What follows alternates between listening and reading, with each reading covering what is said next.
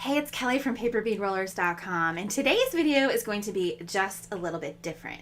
You see, we recently celebrated 4,000 subscribers on the YouTube channel. Yay! Thank you so much to everyone who has supported me, followed me, and learned from me throughout this YouTube journey. It has been a lot of fun. Every time I hit a big subscriber milestone, I do giveaways. And I give away a bunch of things. I give away some things during a live, and then I allow people to comment on the replay so that they can win as well, even if they couldn't be at the live.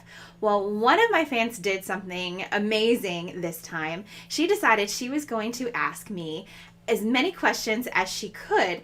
One, because it's fun and you can learn about me, but the other one is because every comment was an entry. Well, she did end up winning the grand prize because she entered so many questions, and I decided that it would be a lot of fun to just go through and try to answer some of these questions for you guys here on video, because then I can explain a little bit more than just typing into a comment.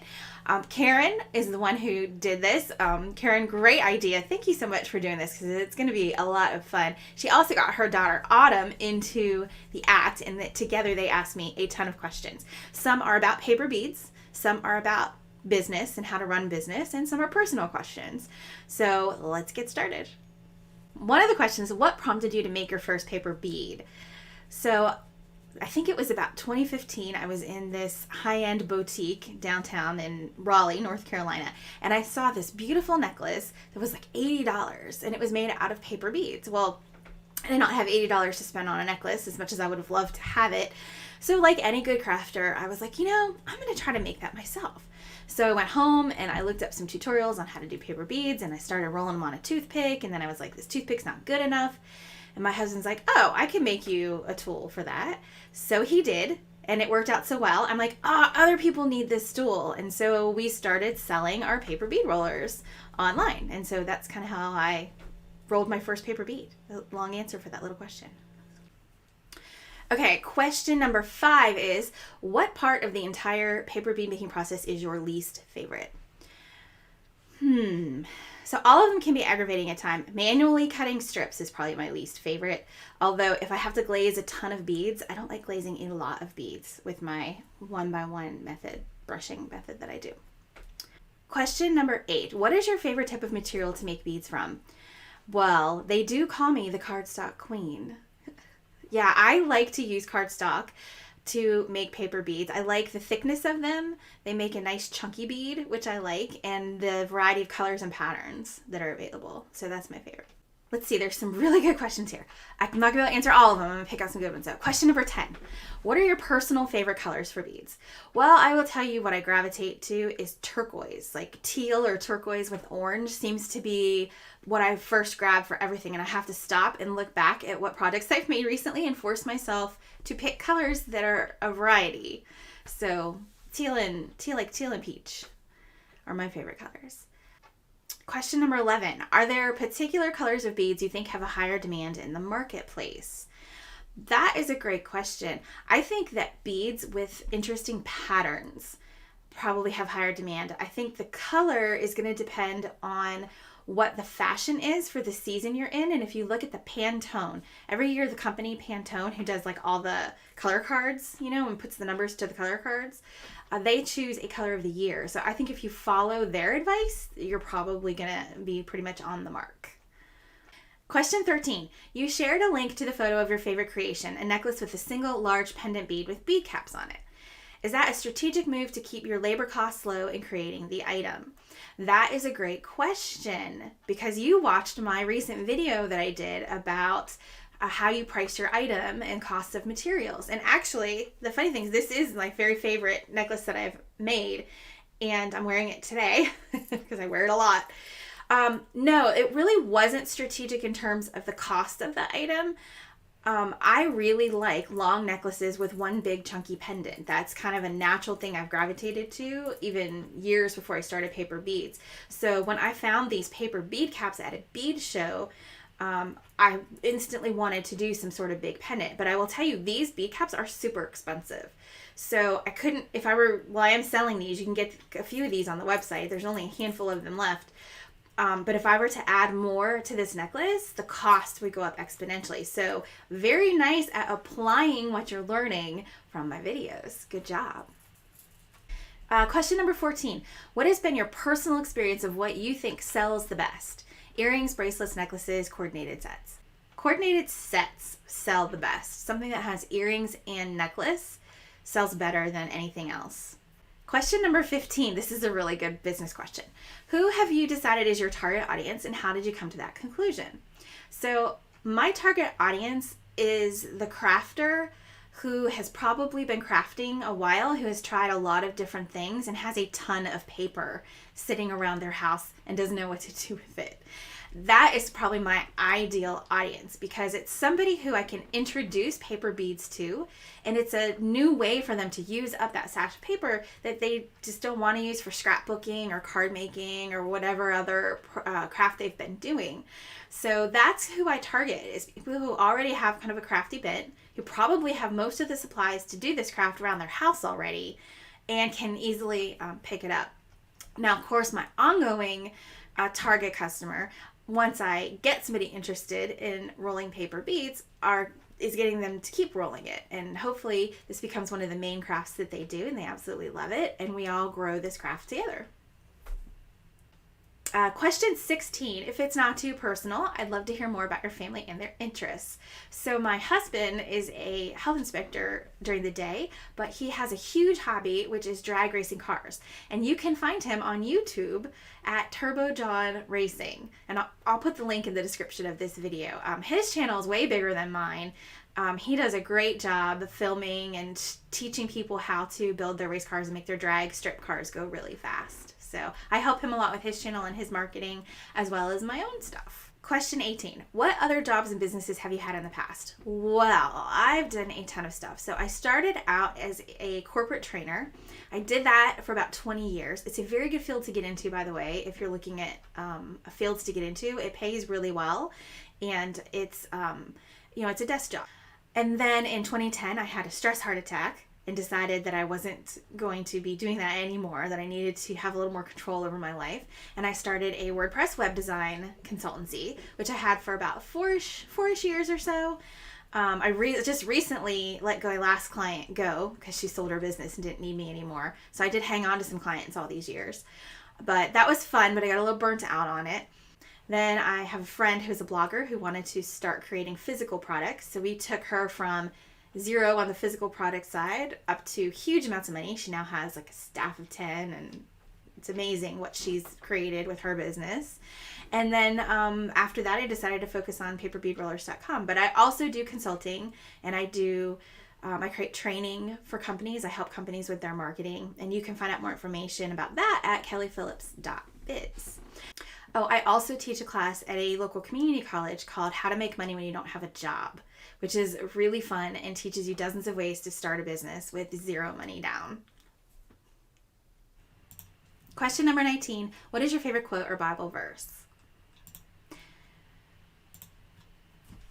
I'm not sure this is really a favorite, but it's one that I have been thinking about a lot lately during the strange year of 2020. It's from Galatians 6:9, and it says, "And let us not grow weary of doing good, for in due season we will reap if we do not give up."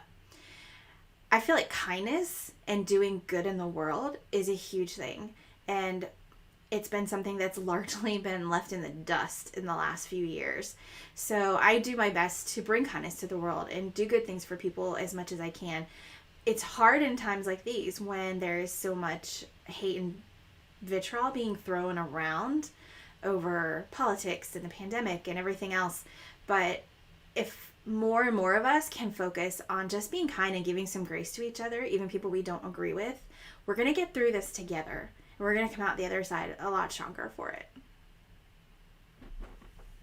Question number 22. Have you used magnetic closures? How reliable do you think their strength is? Well, it's funny because I did a bracelet, I think it was last summer. It was a leather cord bracelet with a magnetic clasp, and it broke, but the magnets are still together. It was the glue on the magnet that broke. So, okay. So the magnet itself is really strong. You just need to have good glue. Question number 23, what closure style is your favorite? I like the toggle and loop is my favorite. Question number 26, what is your favorite dessert? Pretty much anything chocolate, but cheesecake with chocolate in it is probably way up there. Question number 29, what is my favorite sit-down restaurant? So there is one place that my husband and I go a lot. It is a chain restaurant called Carrabba's, and we go and get the chicken brine, and it is really good. Autumn wants to know what my favorite school subject used to be. It was music. And little known fact, I went to school for opera performance for 2 years before I switched my major, which took me toward the corporate training. Question number 33. Autumn asks, am I an early morning person or a late night person? Definitely a late night person. You do not want to wake me up too early. I'm serious. Question number 37. Do you find making paper beads time consuming? Yes, I do. However, I like to make paper beads while I am watching television or listening to music or an audiobook. So for me, it's just a relaxing pastime that I can do with other things and even multitask. Question number 42, what is your favorite scent? I would say it's a toss-up between lavender and vanilla. Question number 43, what is your favorite month? Easy. April, the month I was born. Question number 48, do you have a favorite book or author? That's a hard one. I would have to say my all-time most favorite author over my lifetime is probably Piers Anthony. It's Piers Anthony. He does a lot of YA and a lot of adult science fiction and fantasy, like magic type books. So he's probably, over my lifetime, my very favorite author, and I've read more books of his than probably anybody else's. But I'm a voracious reader, and in fact, if you look on my phone, my Kindle keeps track of exactly how many days I read. 114 weeks in a row and 275 days in a row I have read on my Kindle. So I read constantly. Question number 49. Describe any family traditions you have. So every Friday night, me and my husband and my son, we have what we call family date night. We go out on the town. Well, if we can, we go out on the town and pick a new restaurant or a favorite restaurant and have dinner together. And we try to do that every single Friday just to make sure that we're reconnecting with each other all the time. During the pandemic, when we couldn't go out, we would just order in. So it was a lot of fun, and we're going to continue doing that as Chase is turning into a teenager, as he's busy, until he starts having dates on Friday night of his own. And then my husband and I can have dates again. Question number 51. What would be your number one marriage tip? Well, my number one marriage tip, I've been married 13 years to John, and I think the thing that we do for each other that is the most important, or at least contributes the most to our getting along with each other, is we don't forget the little things. If he gets up, he asks me if I need a drink. When I'm at the store, I make sure I buy his favorite stuff, just so that we have it for him. It's those little things that you do for each other that means the most over the really long haul. So we've been married, it'll be 13 years this October, 2020. Question number 53. If you had to pick a favorite business tip to share, what would it be? I was reminded of this tip yesterday. When I was first starting my business, trying to transition from being corporate to working for myself, it was difficult. I had a 1-year-old baby, and I was working full time, taking care of the house, all that stuff. So I decided that every night when I went to bed, I would look back at my day and see, did I do one thing to move my business forward? If I didn't, I got out of bed and I went and did one thing. Maybe it was just putting out a social media post. Maybe it was, putting together, one client's marketing tool. Whatever it was, I would do that one thing, even if it only took 5 minutes, and then I would go back to bed. And that is really what moved my business forward and got momentum, was that I just never gave up and did something every single day. Question number 56, are you a coffee drinker, and how do you drink it? I am not a coffee drinker, and I don't drink tea either. I don't know why. I'm not a bitter. I don't like bitter in my drinks, so it's more like lemonade, ginger ale, things like that. Question number 59. This is a great question. What character traits do you try to grow in and emulate to others? Well, I said in one of the other questions, kindness. I really think that treating each other with kindness and respect is important, even if somebody is different from you or doesn't agree with you. Now, if somebody treats me poorly first, yeah, I'm going to defend myself, but I try to give people the benefit of the doubt. And most of the time you'll find that if you treat people with kindness and grace first, you're going to get it back. Not always, but it's worth the shot because the world really needs more kindness and more grace. Question number 61. What type of glue do you use at the end of your strips? I just use plain white glue, nothing else, unless the paper is really stiff and needs something more, and then I'll mostly use Aleene's tacky glue. Question 62, I like this one.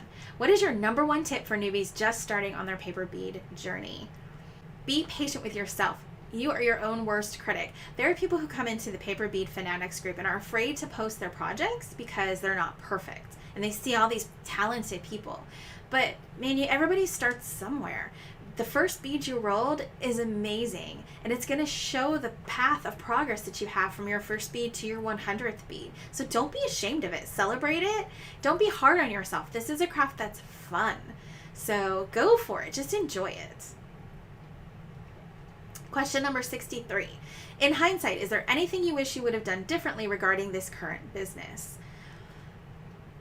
I wish I would have focused on it sooner. We put the bead rollers on Amazon in 2015-ish, 2016, and that's all I did for a long time. It was just let them sell on Amazon. It didn't market them. I didn't have a YouTube channel. I didn't do anything. And I really wish I had started sooner and put more effort into these bead rollers, because I think they make a huge difference. They're high quality and they really make your beads come out nicer. Also, I feel like I have this, I don't know, it's maybe a responsibility is the word, to expand this craft. This is a craft that had gotten lost in the ages for a while.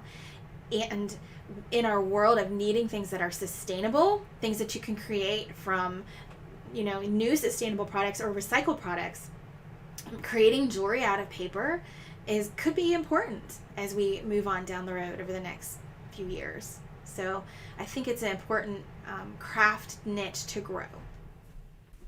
Now, question number 64. What is your favorite paper bead topic to teach on?